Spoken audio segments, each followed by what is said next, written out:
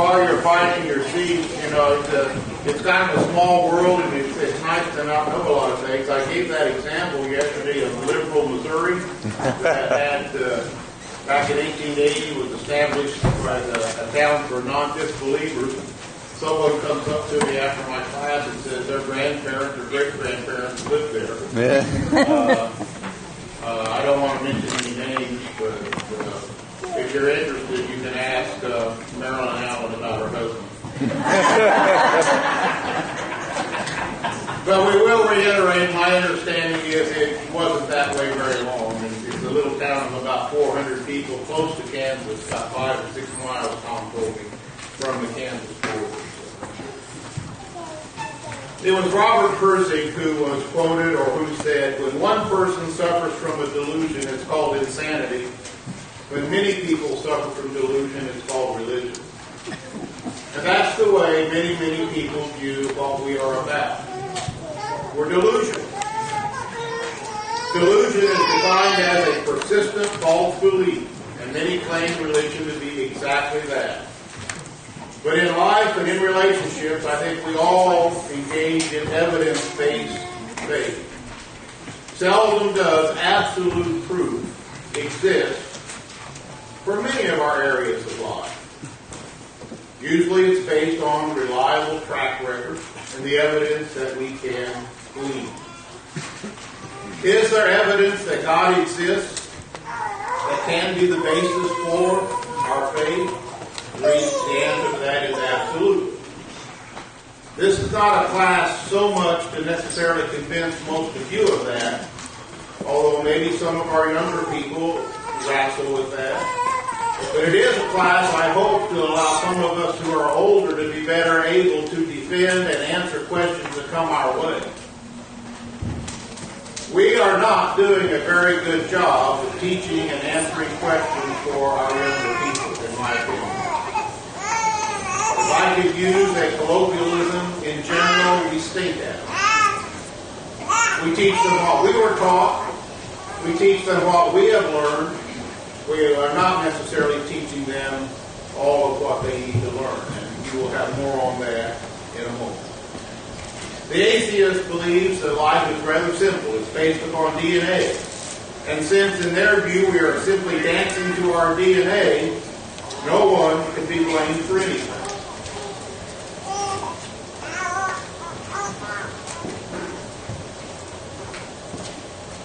Aldous Huxley in 1946 wrote this: I have motives for not wanting this world to have meaning. Consequently, I have assumed it has none, and was able, without any difficulty, to find satisfactory reasons for this assumption. The philosopher who finds no meaning in this world is not concerned with the problems in pure metaphysics. He is also concerned to prove only why it has no valid reason that he personally should not do what he wants to do, or why his friends should not seize political power and govern in a way they find most advantageous for themselves. For myself personally, the philosophy of meaninglessness is essentially an instrument of liberation, both sexually and politically. And once we convince ourselves that life is meaningless, then there are no gates, there are no fences.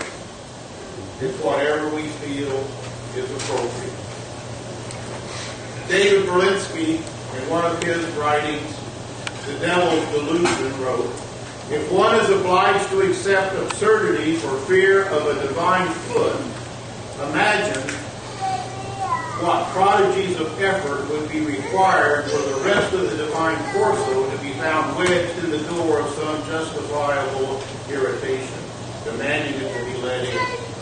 Now, he's not an atheist. What he was saying is the world accepts irrational philosophies in order to keep the Lord's foot out of their lives.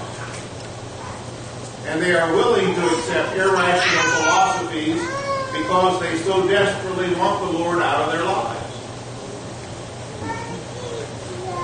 I'm going to begin this morning with a couple of sidetracks and a couple of questions that I received yesterday. If you're trying to find follow my outline, I'm jumping around a little bit, which is one reason some don't give outlines. But I want to talk about determinism. I don't even know what page it's on, but it's in the first half. That's irrelevant. Determinism is the belief that all events are caused by things that happened before, and that man has no real ability to make choices or control what happens. You might term it very close to fatalism or predestination. Things have been determined. Who you were going to marry, whether you would be here, that's already been determined. So just sit back and enjoy the ride. Because you have no guidance, you have no input for the ride.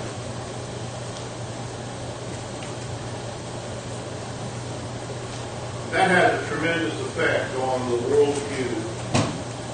It has a tremendous effect on Christian living. There is a slightly modified, you might, if you decide to study this in more detail, called interdeterminism, which simply says a few things are not determined. So it tries to give a little foothold to moral accountability, but it's a poor attempt at it. John Lennox says, and others, but John Lennox is a British apologetic speaker, and he did some nice work on this, and I will just simply share with you what I thought was a nice effort on his part.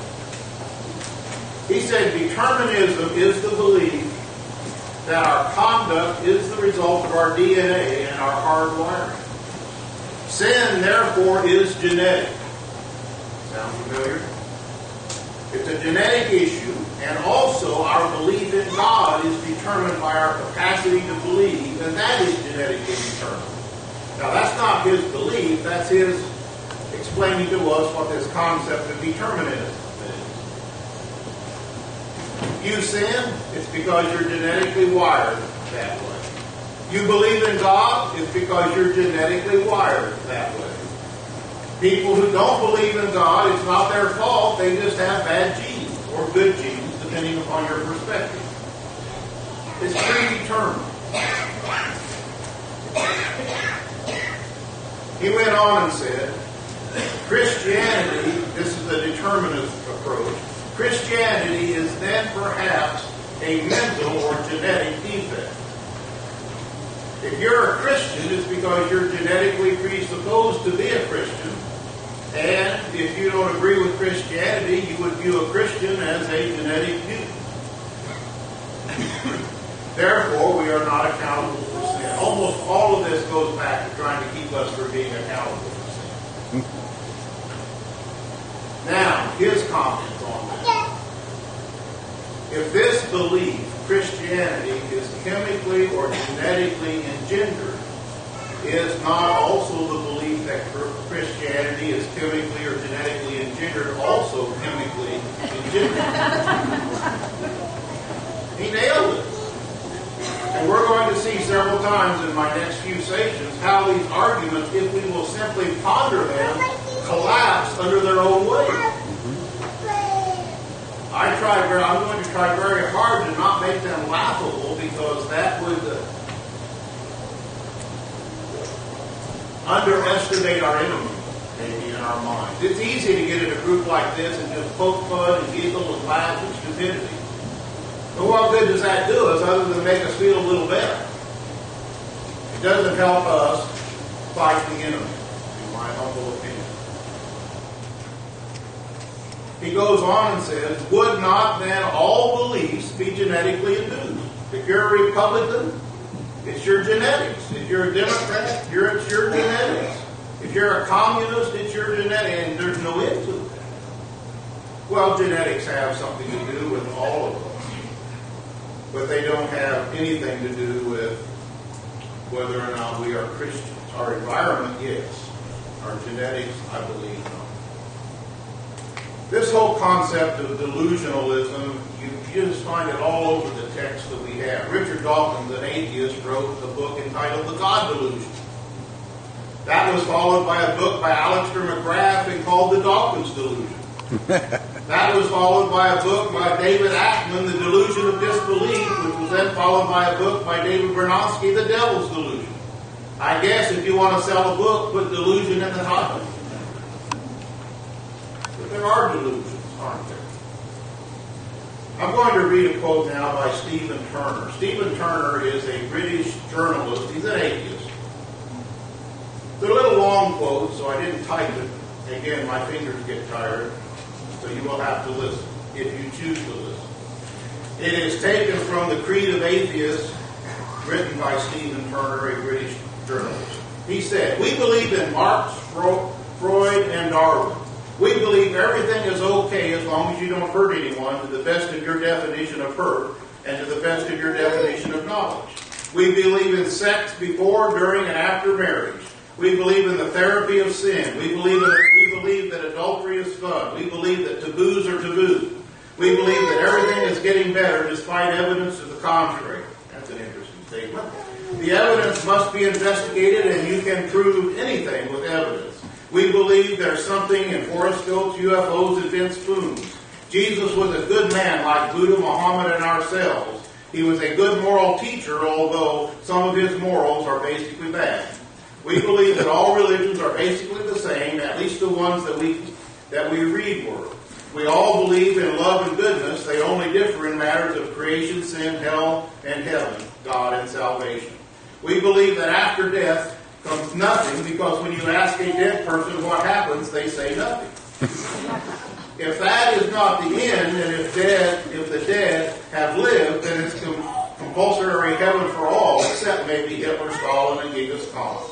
We believe in Masters and Johnson.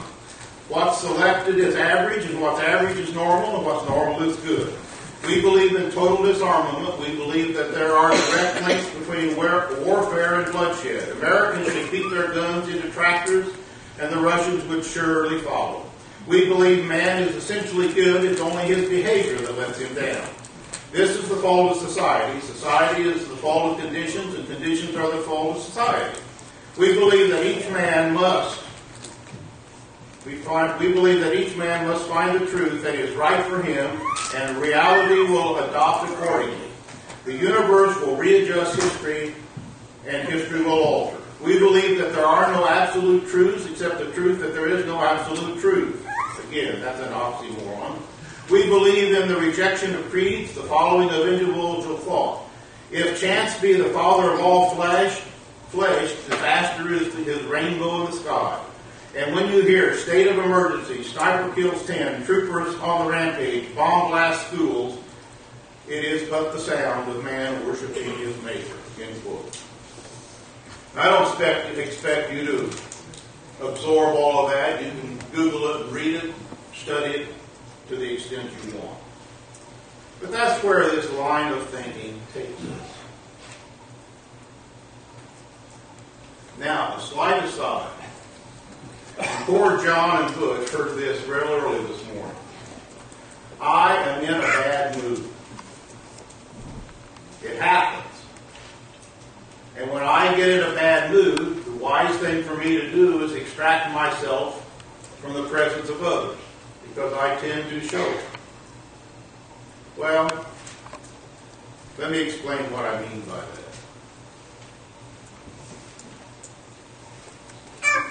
Our young people are being taught the things I've been talking about for the last 2 days or so in their educational systems, in the media, and in society. That is a fact. And Satan is taking a lot of captives. That is an absolute fact. It is a massacre in terms of numbers. How can that be if 1 John 4:4 is true? Greater is he that is in you than he that is in the world. How can that be true? If what we have is greater than what the world has. Maybe part of the answer can be found in Romans chapter 13, verse 11 and following. Knowing the time, that now it is high time to awake out of asleep. This is a general statement, which I know doesn't apply to everybody, but it probably applies to all of us to some extent, brothers and sisters. I believe we are asleep. I have taught at 20 plus 2-week meetings. Only twice in those times have I requested a topic. One of them was at Smart Road when I requested to teach Gnosticism, and I think John referenced that very briefly a couple of days ago. The other time was this year. Almost always the brethren up here, whether it's Labor Day or a 2-week meeting, whenever I'm here, they almost always say, is there something you would like to teach on? And I almost always say, whatever you think. This year I did not, because I had a passion for this. And I need to share that passion with you a little bit now before we proceed.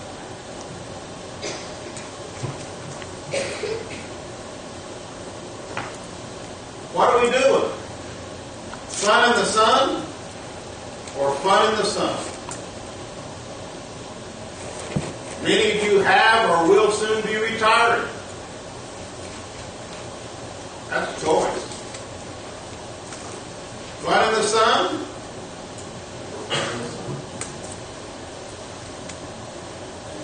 How would Satan want us to respond to these Hellistic doctrines that we've been talking about? How would Satan want you and I to respond?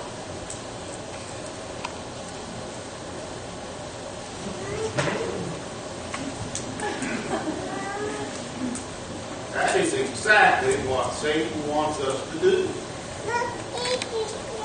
And I'm in a little bit of a bad mood because I think to a greater extent than is healthy, that is what we have on our doing.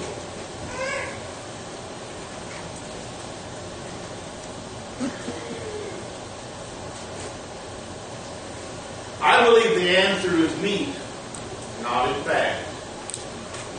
There are all kinds of fads on how to make our congregations grow. There are all kinds of fads on how to keep our young people. I do not believe that is very often the appropriate answer because they have such a short shelf life. But I do believe meat is one of the answers. How many times have you heard, just in the few days we've been assembled, I can't believe they left? Talking about a young person or someone that's left the church. How many times do you hear that? Moses in the bulrushes isn't good. And we need to teach that. It's just not enough. Congregations that see growth almost invariably are teaching their young about some of the things we're talking about. Not to the exclusion of Moses and the bulrushes, or the plagues, or anything else. But brothers and sisters, those of us that are a little bit older, you cannot teach what you don't know. And generally, we're not teaching this because I don't think we know it well enough to teach it. We don't know what they're being bombarded with. Therefore, we can't and don't answer their questions. And they can't and don't answer us because they know we can't. So they leave.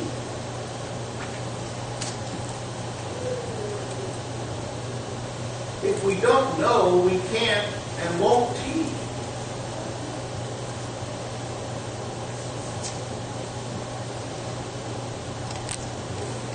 Why are we having this class?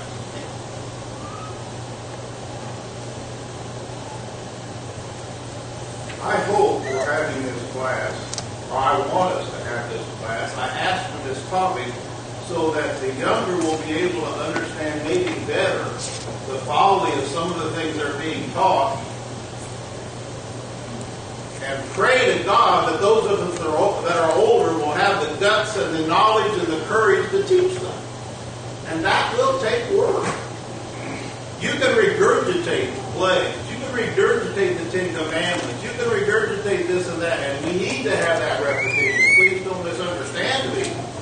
But those are not the issues that are causing our young people to leave and some of our older people to leave. We are not losing people because Satan is stronger. We are losing people because we're asleep at the switch, in my opinion. And I need a mirror up here in order to make that statement. Each of us need to ask ourselves, can we combat and refute these doctrines of Satan? 1 Timothy 4:1, I told you yesterday, we put it up. Seducing spirits and doctrine of the devil. Isn't it our job to be able to refute and explain to people why those things aren't true? If we can't, why can't we? Or why don't we? I think everybody here wants to refute these things. Let me rephrase that. I want to think everybody here wants to refute those things. I think we want to refute them. I just sometimes question, do we want to put the work in that will allow us to do it? I want to play the piano. Problem is, I don't want to put the work in to learn how to play the piano. And it doesn't work that way, does it? If we can't combat this, at least in our own families and congregations, the results that you are seeing in your families and congregations, I can almost guarantee you, will simply continue. What's the definition of insanity? Doing the same thing over and over and expecting things to change. I am not talking about programs. I am not talking about fads. I do not believe the strength of the church is in programs and fads. I believe the strength of the church is in its virtue and in the truth. Must pablum be their diet? Must pablum be their diet? Young people, and one of the reasons they schedule these classes is not because I'm a good teacher. They wanted the young people to be up here so they could hear it. It's fine. Young people, it is simply going to be a fact. You may have to teach yourselves on a lot of these issues because there may not be any grown-ups around you that are willing or capable to do it. I hate to say that. I simply think it is a fact. And you cannot hide under the guise of nobody taught me because we work out our own salvation with fear and trembling. So strap on your boots and have at it. I want to emphasize, amongst other things, that much of what you are being taught is so easily refuted, it is so shameful that we don't. If I can learn it, and there's a lot I haven't learned, everybody here can learn. The gospel never changes, but Satan's doctrines do. We don't want to change the gospel. No. But we do have to. You know, it's like people saying, well, the musket won the Revolutionary War, so it can win the next war. Weapons change. Musket's not going to do very good.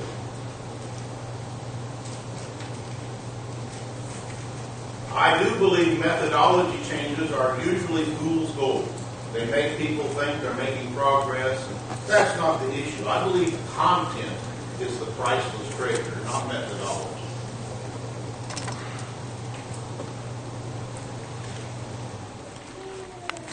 How many times have you heard somebody say, I can't believe, and they'll put a name to it, that they left. They were taught. You know what my first reaction is? Were they? Were they? Man, I feel better. But I'm not sure I should. I just want you to know why I'm up here and why I requested this talk. I don't think this class is more important than any other class. How can anything be more important than passages from Scripture? But maybe this is a more scoring issue for us.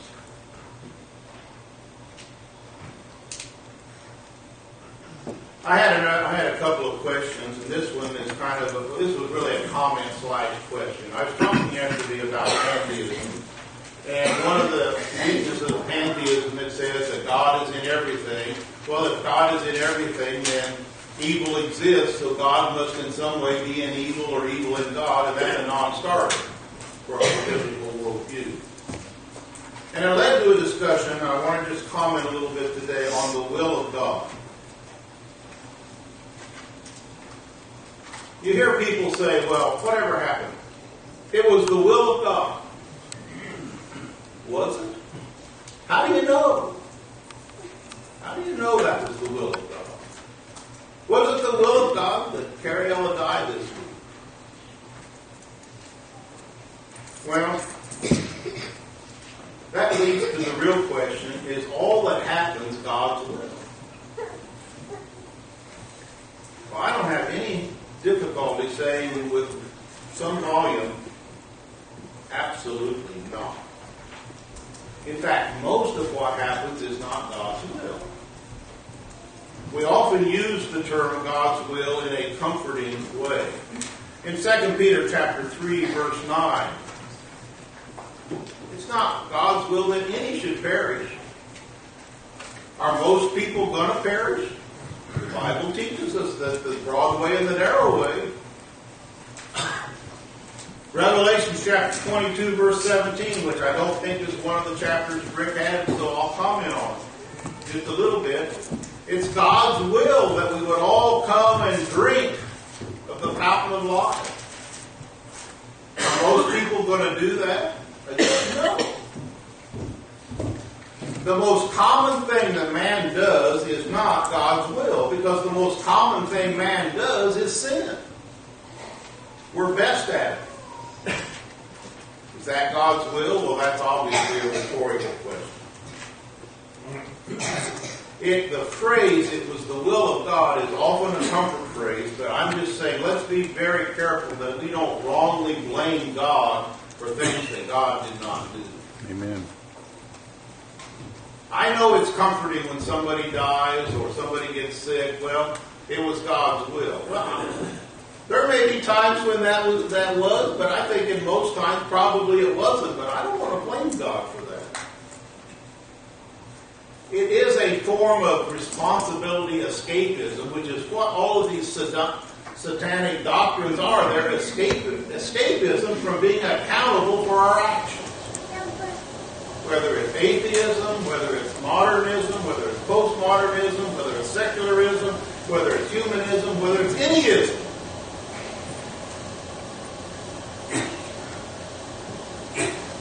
I do, however, believe, and I want to just comment on this because this question comes up, and parents, grandparents, your children are going to wonder about this if they're thinking children at all. How does free will and the sovereignty of God match up? If God is sovereign, which means He's over all, how can I say that His will is not always done? I'm just going to pause for a minute, and you think in your mind, how would you answer that if some young person in your congregation asked you that?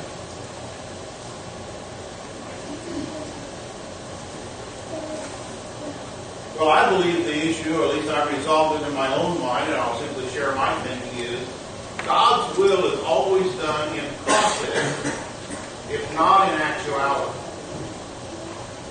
If God's will, the question is not always done, then how can He be sovereign? Things are happening that aren't His will, so He's not in control. Yes, He is. Because God's will is always done in process, in that it is God's will that we have free will choice. When I sin, is that God's will? No. But the fact that I can sin is God's will, because He gave me choice. He is a sovereign, all-powerful God, and He is so powerful that He can delegate choice to us and remain sovereign. So when somebody says, is God's will always done, that's a yes and no question.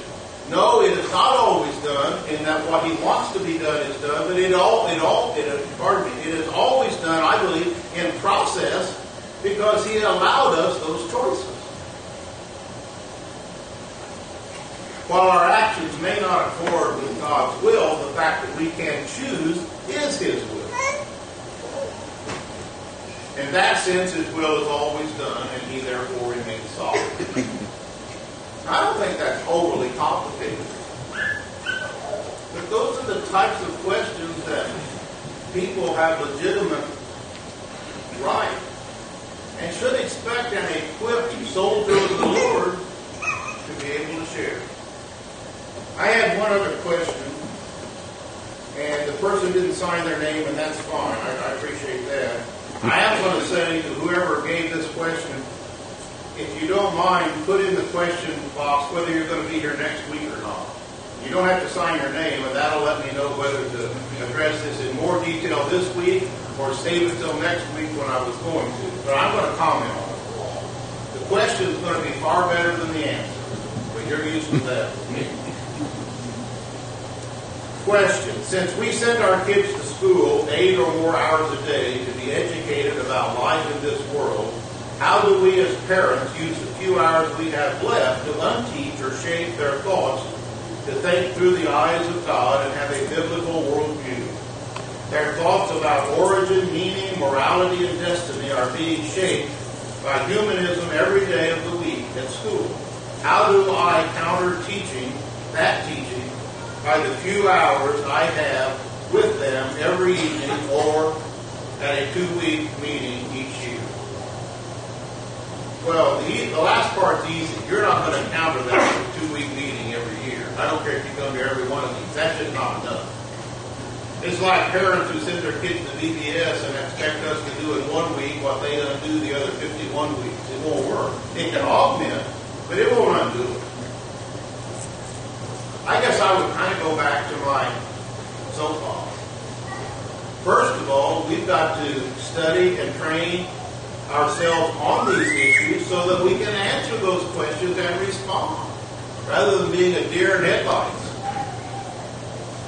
If your grandchild or child asks you why modernism is wrong, what would you tell them? I'll get back to it. Well, that's not the worst answer. If you don't want to tell them something you haven't looked at, I'm just saying, can't we be somewhat prepared? I think sometimes we also underestimate our influence as parents in the home or pillars in our congregation. I think our young people really do look up to most all of us. Sometimes I wish they didn't, at least in my case. But they do. And you've got a real leg up if you can give a credible response. Yeah, they're going to look up to some of their teachers.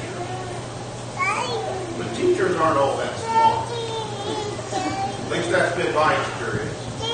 Maybe 1 or 2 exceptions in America. But not many. They're average people. They're average people. Yes, our children spend a lot of time with them. They don't spend more time with them than they do you. And you've got them those first few years when, boy, they're so malleable. But a credible answer or a credible response if you have to research. We're going to talk more about that when we get to the family and as part of the Satan's attack on the church, and part of that will be Satan's attack on the family. If the person who gave me that question isn't going to be here next week, let me know somehow, and I'll go into more detail this week. But if you're going to be here next week, then I'll just keep kind of my normal schedule. I want to now go into a section for a moment on evidences for God. This will hopefully be review for many of you, but it's good review, and maybe some of the young people haven't gone through this, or maybe some of us that are older have forgotten. There are 3 classical classifications of arguments that we can give for God does exist. The first is called the cosmological argument, which is just a long word. But it means everything that exists has a cause. And since the universe and the world exist, there had to be a first cause. Something had to cause it. If you read scientific articles on the creationism from a religious standpoint, you'll find the phrase ex nihilo. Ex nihilo is Latin for from nothing. And it's a wonderful, wonderful point. Evolution tell us that we came from this, and then this came from that, and that came from this, and you keep going back until you get to this little cesspool of organic material in the ocean that turned into something. And I'm not trying to be flippant about it, but they never can answer where did the original whatever come from. Something had to come from nothing. And the cosmological argument is basically saying, since this is something, it had to come from something. The universe had to begin. We often use the word now. You cannot have a now unless you have a beginning. Because now is a component of time. And time has to have a beginning. Time is unlike eternity. In eternity, I don't think there will be a now. I think everything will be a now. Now, I can say that and I can believe it, but I can't grasp it. If there is no time, and I believe in eternity there is no time, everything must be happening now. Maybe that's why God told Moses, when Moses said, who's going to send me? He said, I am that I am. What is that? God is saying, I'm always in the present tense. Because God doesn't have a past and He doesn't have a future. Now, the Bible talks in past and future tense, but that's so you and I can grasp it. We're not in eternity yet. The cosmological argument simply says that if something exists, it had to have a cause. The second one that we remind ourselves of is called the teleological argument. And you've heard this example. Maybe you haven't heard the word teleological. I don't know. It doesn't really matter. The world or the creation is so complex and so ordered that it had to have been designed and created by some intelligent being.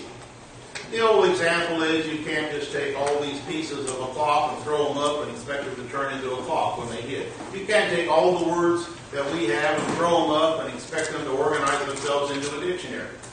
Order, complexity require an orderer of that complexity. And I think that's a very valid argument. The other argument that we will just briefly comment on, is you can research these more on your own, is called the moral argument. We'll talk more about this. Tomorrow I'll probably spend a whole session on the problem of evil, and the moral argument really wraps itself around the problem of evil. But preliminary to that, the moral argument states that since man has a conscious concept of what is right and wrong, and mankind does have that.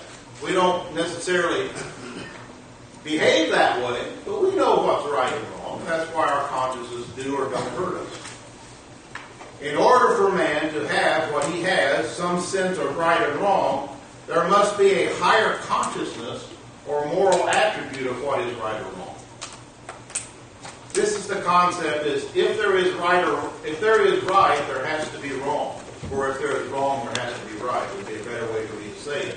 If there is right, where did that concept of right come from? Well, it had to come from a higher conscious order of right. And Christianity believes in what is called objectionable moral values. Pluralism, postmodernism, believe in subjective moral values. Whatever Mark thinks is right, that's right for him. Whatever I think is right, that's right for me. The problem is, Mark and I may not think the same things are right, and we've got a contradiction. Well, in a pluralistic society, of which we have, that's not a problem. Mark, you do your thing. John, you do your thing. But in a world biblical view, that does not work, because what Mark thinks is right and what I think is right is totally irrelevant. It's what God thinks is right that's relevant, isn't it? And that is our moral standard. Okay. Did I just... I hope I said all these things so far. I think we covered that one.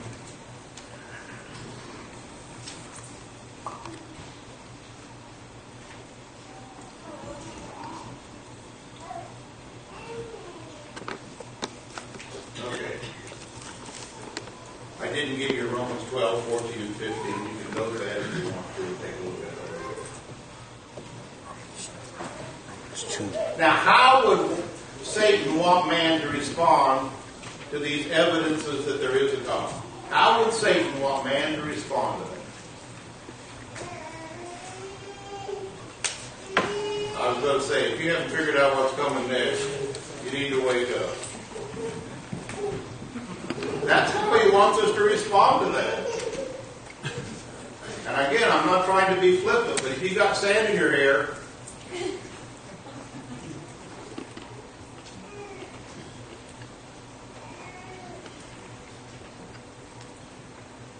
I don't know if I'll have time to do too much with this. Well, let me just jump ahead. I want to come back to this, and I'll probably do that tomorrow.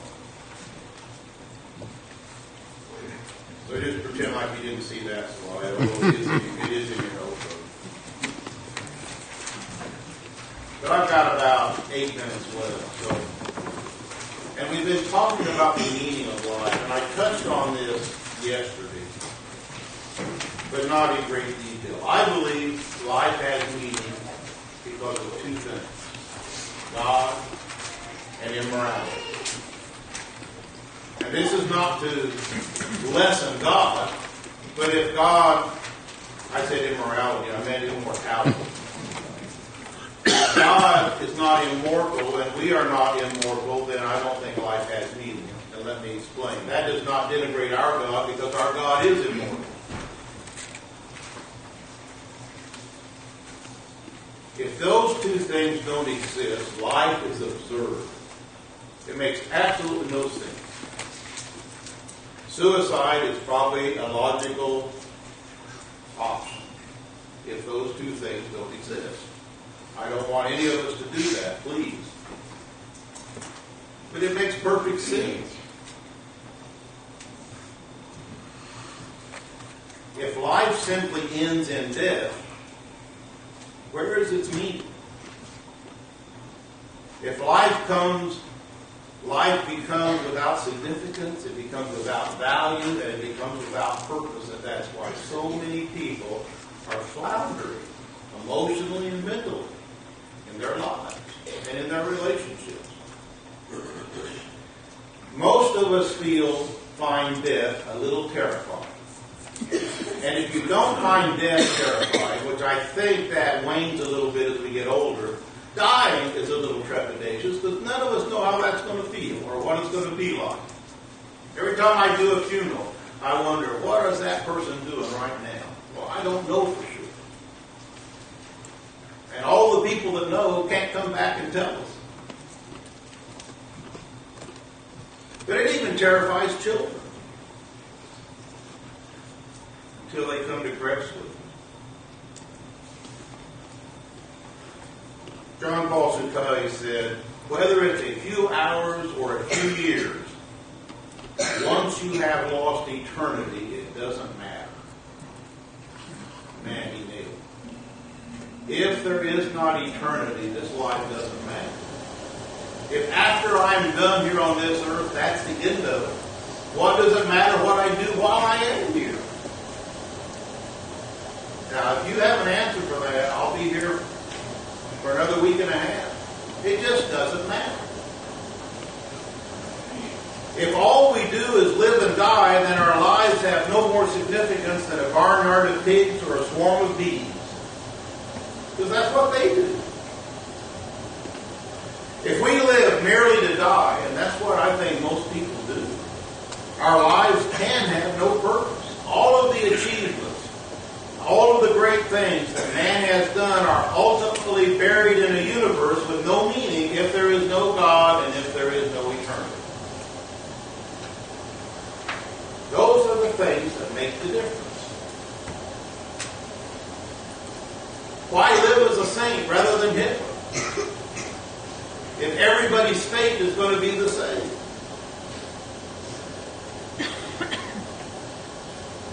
But we need not only immortality, but obviously we need God.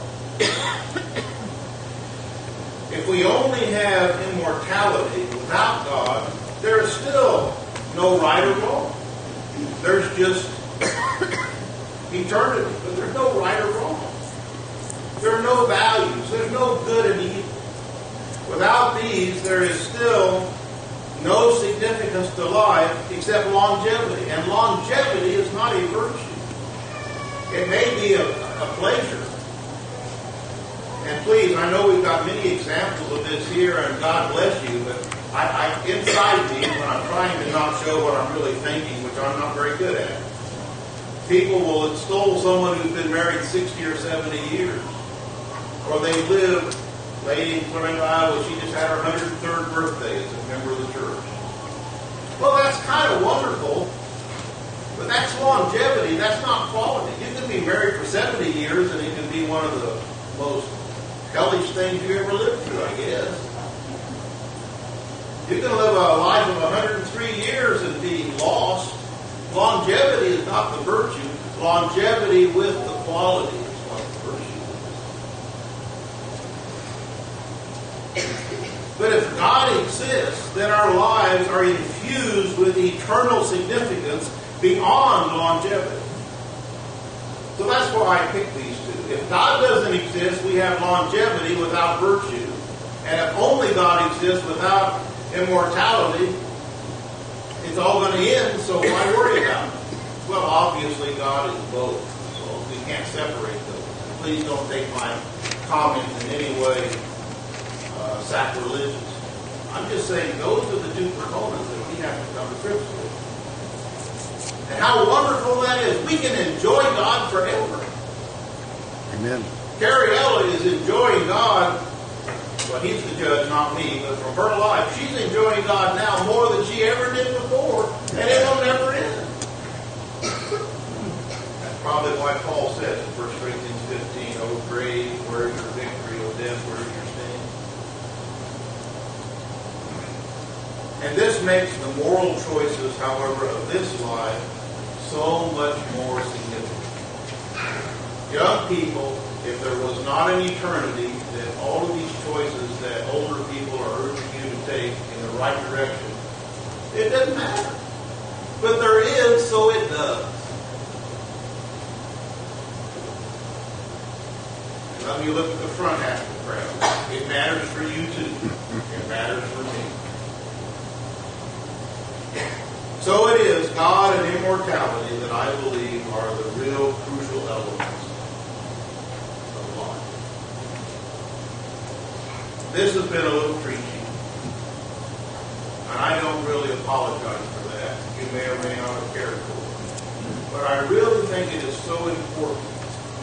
So many people are saying, well, our young people are leaving, our congregations are shrinking, and maybe that is inevitable in some cases. But let's at least teach what is pulling against what is pulling them away. I don't know too many young people that have left the church because they didn't understand Moses went down in an ark of the bulrushes. Now, we need to teach them that. But those are not the questions that are eating at their soul. That's not what they're being bombarded with. Maybe we need to wake up.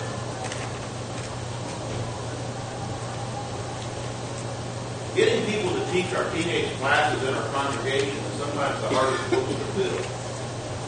It may be the most important.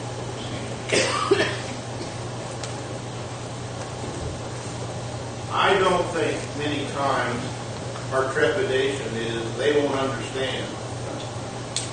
I think our trepidation is I don't understand, so how am I going to teach them? So we fall back into what we're comfortable with. When people leave the church, no matter what their age is, I believe that almost always it's a worldview issue. Somehow, some way. That's what we've got to combat. Yes, we have to talk about how fornication is wrong, how all these things are wrong.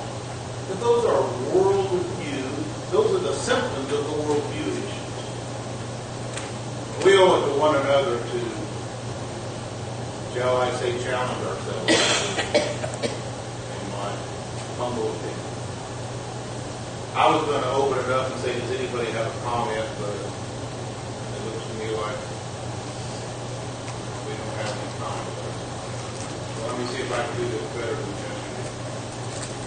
Somewhere in here.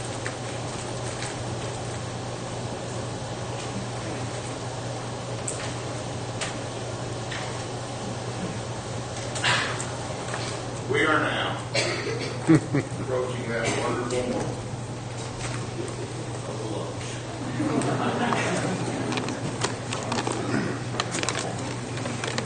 If any of you can find something that looks like that, Charles is dead in the water. But even Charles would have trouble competing with that. So maybe something a tad like. Are there any other comments or questions not questions? Are there any announcements that any of the men want to make? You gotta listen.